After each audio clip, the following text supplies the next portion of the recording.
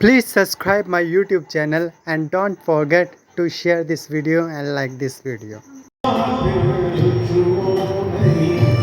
नैनन के जल से पग धोए, नैनन के जल से पग धोए। भगवान ने अपने अश्रु जलों से सुदामा जी के पैर धो दिए, पानी और प्रात को हाथ रखने लगाया। रुक्मिणी ने कहा कि मेरे प्रभु ने अपने आंसुओं से ही एक विप्र के सुदामा जी के पैर धो दिए हैं, प्रात आगे कर दी। कहा कि वो जल भी दे दीजिए। तो जल से भगवान ने फिर चरण धोए, सुदामा जी के चरणों का चरणामृत लेकर के भगवान ने रुक्मिणी से कहा कि जाओ इस महात्मा के जल को पूरी द्वारिका में छींटा दे दो, पूरी की पूरी द्वारिका आज पवित्र हो जाएगी। भगवान भक्तों के दास हैं। भगवान अपने बच्चों को भी यही कहते हैं, मैं भक्तन को दास भक्त मेरे मुकुट मणि, मैं संतन को दास संत मेरे मुकुट मणि। मैं संतों के पराधीन हूँ, मैं ब्राह्मणों के पराधीन हूँ। इसलिए बंधु, ब्राह्मणों की सेवा मेरे प्रभु ने की है। सुदामा जी को भगवान अपने अंदर कक्ष में ले गए, बढ़िया पलंग पर बिठाया। सुदामा जी से बड़ी लंबी चौड़ी वार्तालाप हुई। वो कहा कि कैसे हो, अभी तक शादी हुई या नहीं हुई? सुदामा जी ने कहा कि आपकी, तो कहा कि हमारी तो बाद में बताएंगे, पहले अपनी बताओ। तो कहा कि तुम्हें क्या लगता है कि हमारी शादी नहीं हुई होगी? तो कहा कि जब तुम बचपन में गुरु जी के आश्रम में पढ़ते थे ना, तो बाबागिरी की बात बहुत ज़्यादा करते थे। इसलिए मुझे लगा कि मेरा मित्र कहीं बाबा ना बन गया हो, कहीं संत महात्मा ना बन गया हो। तो कहा कि हाँ कन्हैया,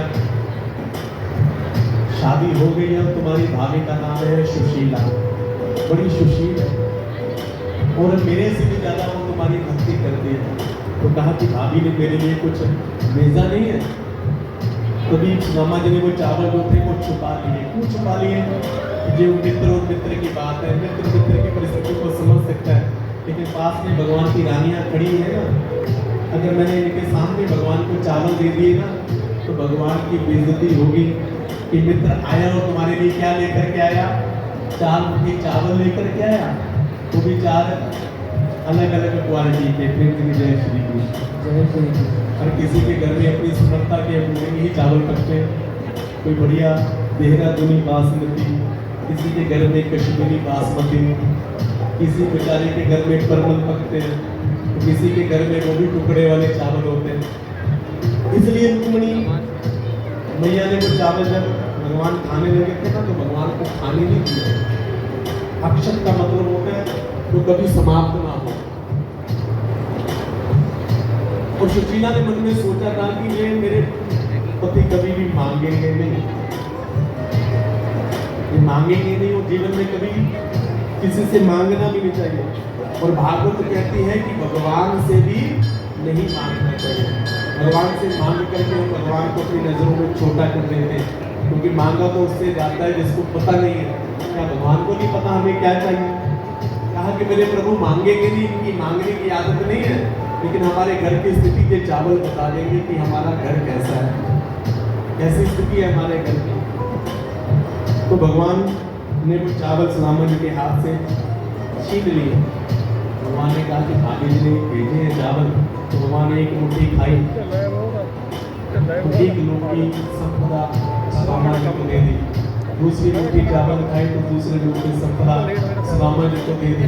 तीसरी मुट्ठी खाने लगे तो रुक्मिणी ने हाथ पकड़ लिए कि प्रभु क्या सुदामा जी को सब कुछ दे दोगे तो खुद सुदामा जी बनने की इच्छा है? आप ऐसा मत कीजिए प्रभु, कच्चे चावल में पेट दर्द होगा, अभी हमें भी कुछ प्रसाद दे दीजिए। तो रुक्मिणी ने भगवान के हाथों से चावल ले लिया। तो कहा कि और भाभी जी ने कुछ संदेश भेजा हो? तो कहा कि एक संदेश भेजा, 1 मास 2 पाक में 2 एकादशी होए, मेरे घर गोपाल जी नित्य एकादशी हो। भगवान ने जब ये संदेश सुना ना, तो भगवान की आंखों में आंसू आ गए। भगवान ने आंखें बंद कर ली और भगवान ने अंतरात्मा से अपनी भाभी सुशीला को संदेश भेज दिया, होनी थी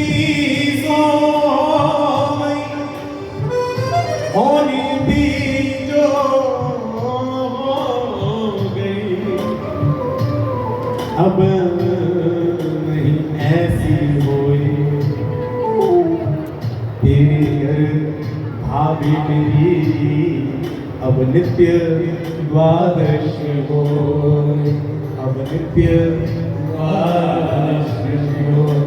अब जो होनी थी भाभी को हो गई, अब तो तेरे घर में नित्य द्वादश हो गई।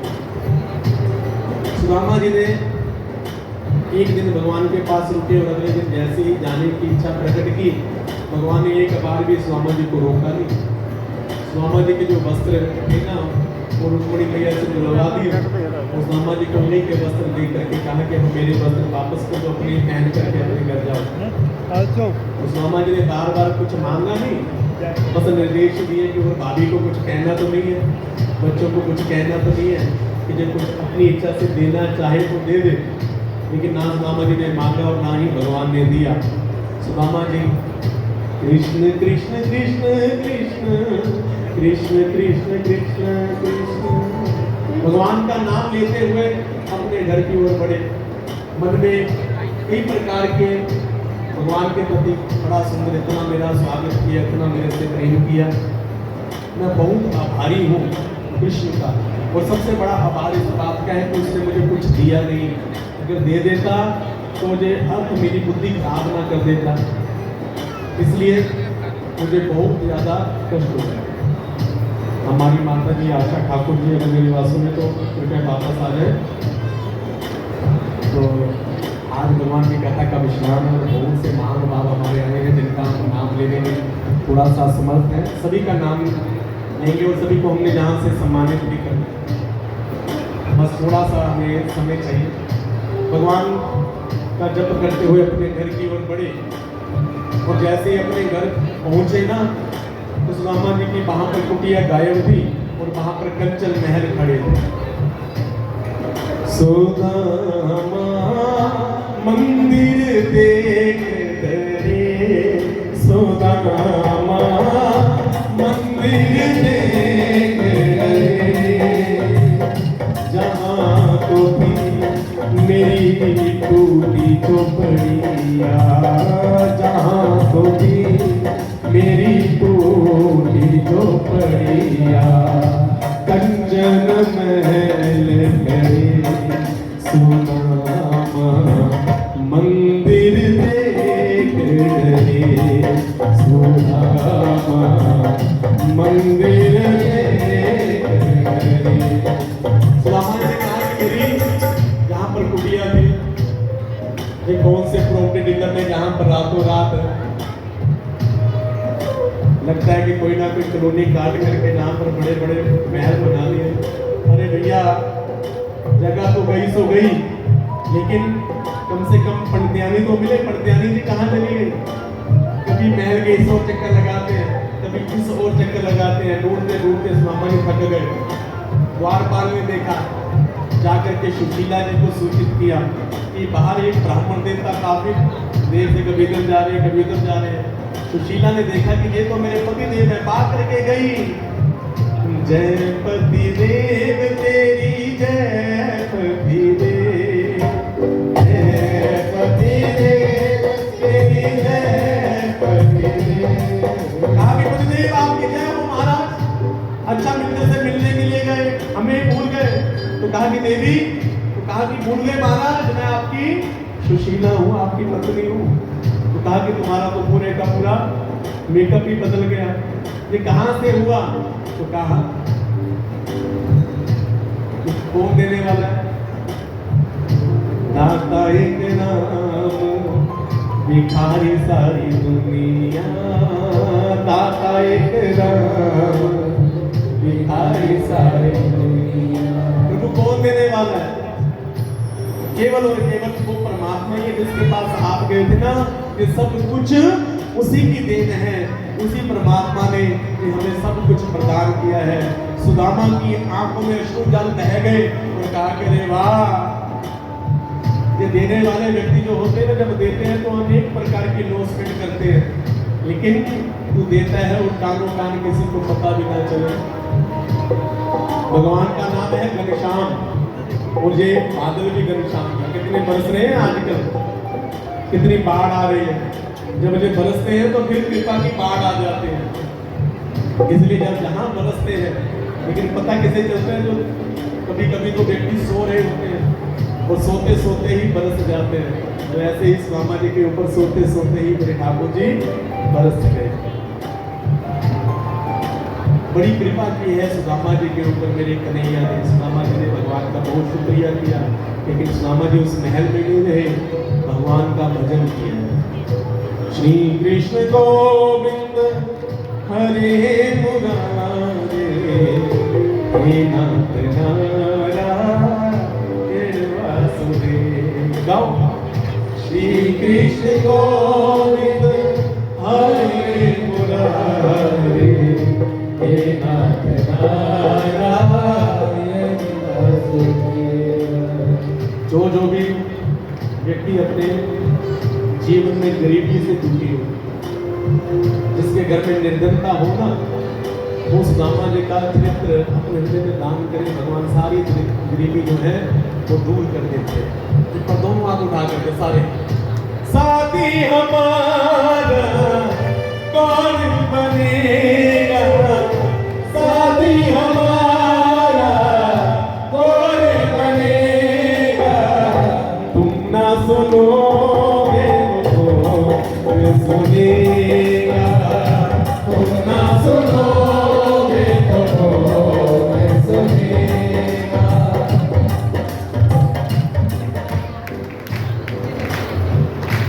दिन पर आया तेरे सुनाई हो जाए, दिन पर आया तेरे सुनाई हो जाए, आ गया घर में तेरे सुनाई हो जाए, आ गया घर में तेरे सुनाई हो जाए, जिंदगी से होगी विदाई हो जाए, जिंदगी से होगी विदाई हो जाए।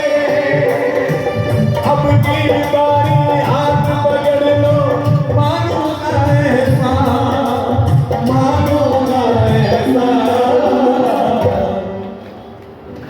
साथी हमारा कौन बनेगा, साथी हमारा कौन बनेगा, तुम ना सुनोगे तो सुनेगा, तुम ना सुनोगे तो कौन सुनेगा, तुम ना सुनोगे तो कौन सुनेगा, तुम ना सुनोगे तो कौन सुनेगा।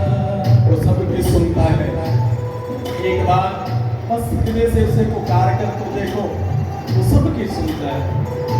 भगवान कहते हैं कि मेरे लिए 1 रुपया खर्च कर कुबेर की संपदा ना लुटा दूं तो कहना, मेरी ओर 1 कदम बढ़ा करके आ, 100 कदम तेरी ओर ना आऊं तो कहना, मेरे लिए 1 आंसू बहा कर तो दे, अगर करुणा के सागर ना बोलूं तो कहना, तुम ना सुनो के तो कौन सुनेगा, तुम ना सुनोगे तो कौन सुनेगा, तुम ना सुनोगे तो कौन सुनेगा, तुम ना सुनोगे तो कौन सुनेगा। ये सुदामा जी महाराज की, ये वृंदावन बिहारी लाल की जय। तो आज कथा का विश्राम है, और कथा के इस विश्राम दिवस में हमारे बहुत महानुभाव, जिनका अपने हृदय से गहराइयों से मैं अभिनंदन करता हूँ। हमारी आदरणीय माता जी आशा ठाकुर जी, हमारी माता जी सुदेश जी, हमारी बहन जी मीनू सेठी जी, हमारे बड़े भैया श्री शाखा बग्गा जी, छोटे अश्विनी जी, और जितने भी महानुभाव हमारे बड़े भैया विशाल खतना जी, साहिल जी, गब्बा हांडा जी, जो रोज भगवान की कथा को श्रवण करें। तो बीजेपी पंजाब महिला की मोर्चा की प्रधान श्रीमती मीनू सेठी जी, विपिन बालिया जी, शिव सूद जी, प्रदीप हांडा जी, अश्विनी शर्मा जी, राकेश शूरी जी, प्रशांत सेठी जी, अशोक सेठी जी, वरुण सोनालिका से और हमारे मुकेश मित्र जी मुकेश जी भक्ति रस लाइव से। तो हमारे राजा फ्लैक्स से हमारे राजा भैया, हमारे साथ में भाभी ममता जी भी बधाई। एक बार इन सबके लिए ताली बजाइए। क्यों? कारण क्या है? कारण ये है कि मैं पहले दिन से कहता आ रहा हूँ कि जिसको मेरे प्रभु की कृपा का करंट लगा हो ना, आपको भगवान को पकड़ने की आवश्यकता नहीं, उसे पकड़ लो। मेरी बड़ी बहन देवी शर्मा जी जो रोज आकर के जहाँ पर भगवान की कथा को श्रवण करते हैं, मुझे आशीर्वाद भी दे रही। बचपन में इन्हीं के हाथों से हमारा पालन पोषण हुआ है, तो इनका मैं बड़ा आभार प्रकट करता हूँ। तो जितने भी मेरे जो भाई बंधु हैं, आज राजा भैया का सुबह फोन आया था कि विनय जी हमने आपको कुछ देना है व्यासपीठ पर करने का। जरूर आज तो हमें जो भी कुछ देगा दक्षिणा के रूप में हम सभी लेंगे, लेकिन बंधु मैंने आपको 7 दिन पर्यंत श्री भागवत महापुराण की कथा सुनाई। जीवन में द्रव्य इत्यादि जो कुछ भी है ये आता है और जाता है। लक्ष्मी ना किसी के पास टिकी है और ना ही टिक सकती है। लक्ष्मी का एक नाम है चंचुला, ये चंचल स्वभाव की है। आज अगर मेरे पास है तो कल किसी और के पास होगी, आज किसी और के पास है तो कल को आपके पास होगी। ये किसी भी एक के पास टिकती नहीं, इसका स्वभाव चंचुला है। अगर कोई स्थिर है तो वो केवल और केवल नारायण है, और नारायण के साथ ही लक्ष्मी स्थिर रह सकती है। प्रेम के जय श्री कृष्ण। इसलिए मैं आप सबसे द्रव्य की कोई आकांक्षा नहीं करता।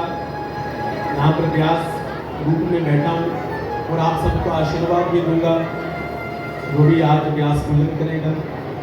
और बस आपसे एक ही गुरु दक्षिणा मांगता हूँ।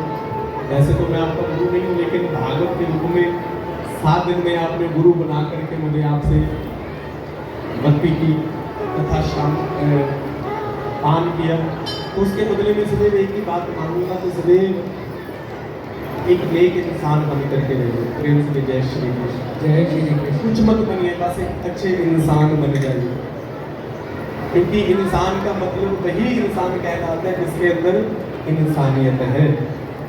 बंदा कौन है? जो बंदगी